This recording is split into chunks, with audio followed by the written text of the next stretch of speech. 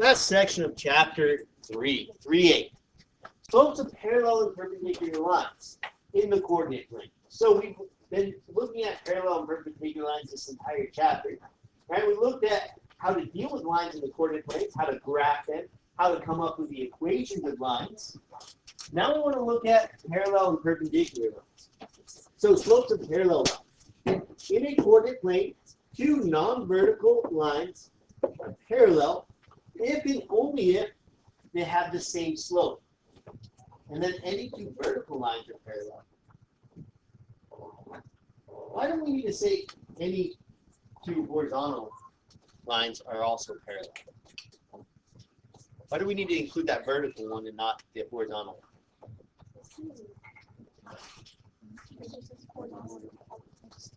Horizontal lines are always parallel, but they do have a slope. Their slope equals 0, so that's covered right here.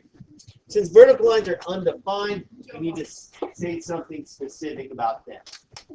Next, slopes of perpendicular lines.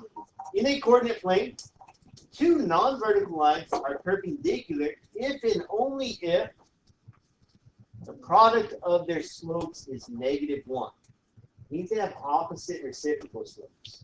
So opposite reciprocal slopes are like this.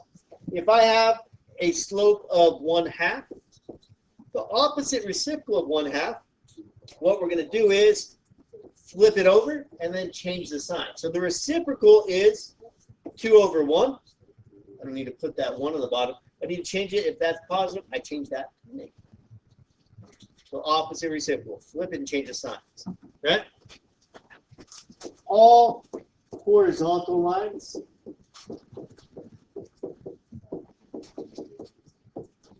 are perpendicular to all vertical lines. Right? So all horizontal lines are also perpendicular to all vertical lines.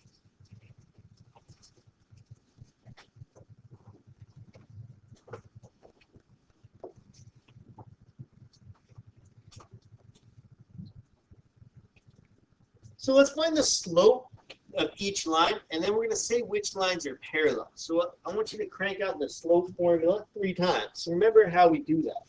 Right? We're going to rate this.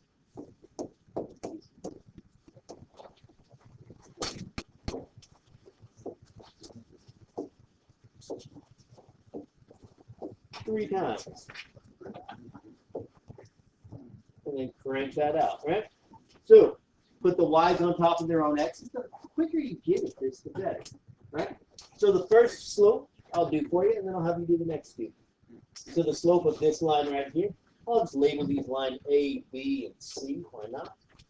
For line A, we're going to have 5/-6.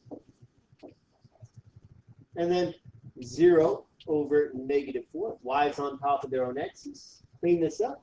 5 minus 0 is 5. And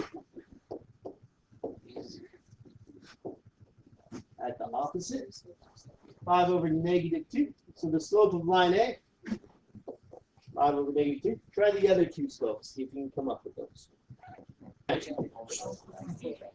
All right.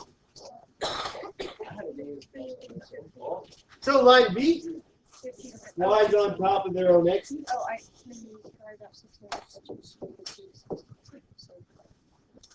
Next, y's on top of their own x's. 6/-2. 1/0. 6 minus 1. -2 minus 0. -2. So there's line B. So these two lines are parallel. A is parallel to B. And now let's check C. C doesn't look like it, but we'll plug it in anyhow. We have 6/0, and then 0/2. So I have 6/-2, a slope of -3 for line C, not parallel. Huh? Next. Line N has the equation y equals -1/3 x minus 1. Line M passes through 3, 2, and is parallel to n. What is the equation of line M? All right, let's go ahead and graph this and see if we can look at it graphically. So I'm going to graph this line. Y-intercept is -1. I'm going to go down 1 over 3. And then I know parallel lines have the same slope. Right? So line M passes through 3, 2. Or 3, 2. And then I have the slope down 1 over 3. Right? They're going to have the same exact slope. That's what makes them parallel. They'll never intersect. And in finding that, there's my y-intercept. B equals 3. So I can find the equation line. Y equals -1/3 x plus 3. Or remember, what I can do is go ahead and find the slope of this line, and then use point slope or slope intercept to find the equation of the line. So let's see how that would work. So let's use point slope. Y minus 2 equals -1/3 x minus 3. Let's see if we end up getting the same line. So let's go ahead and distribute. We get y minus 2 equals -1/3 x. And then 1/3 times -1/3 is plus 1. And then add 2 to both sides. Y equals -1/3 x plus 3. So we got the same thing using that method. Next, we're given the points 3, 2 and 7, 6. Find the equation of the perpendicular bisector to AB in slope-intercept form.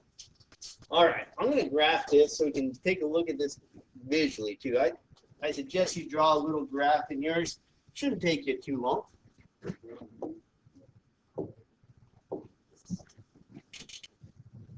So I have the points 3, 2 and 7, 6.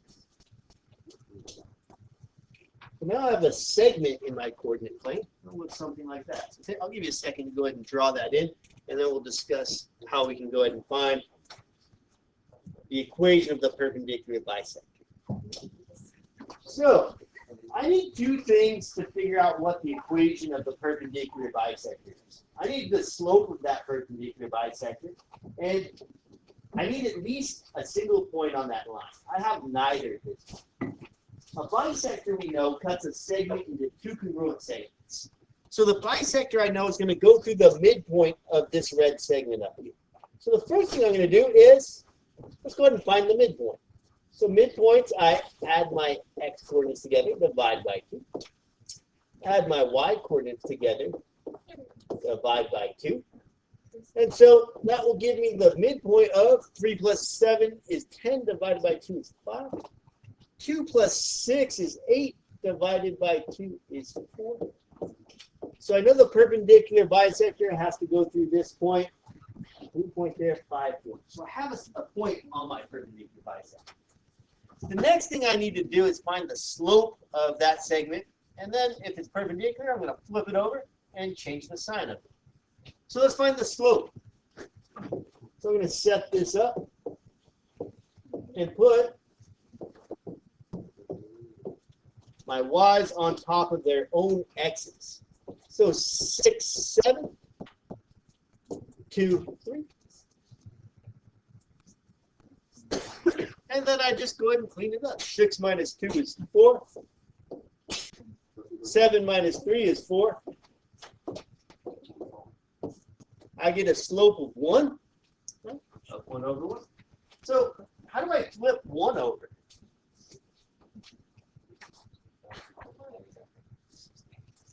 It's just going to be -1.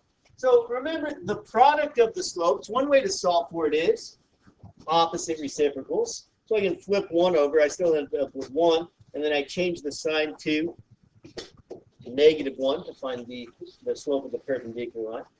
But you can also remember that the product of the slopes of two perpendicular lines is always -1. So 1 times what equals -1? -1. So there's my slope. And there's a point on the line. We have a couple of different ways to go ahead and tackle this now, right? I can use my point slope form. Y minus 4 equals -1 times x minus 5. And let's go ahead and simplify it. So y minus 4 equals -x plus 5 as I distribute through. And then let's add our 4 over. So y equals -x plus 9. So if I go ahead and graph this,